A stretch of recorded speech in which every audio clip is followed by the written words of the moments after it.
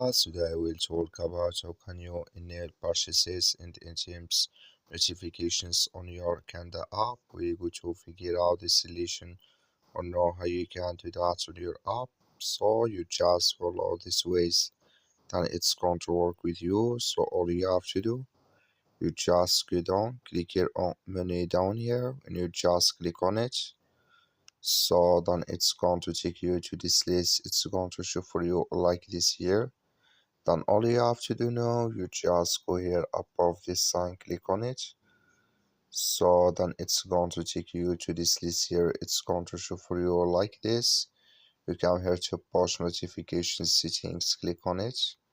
You come to next step here, come here to purchases ATMs. Just click in this sign.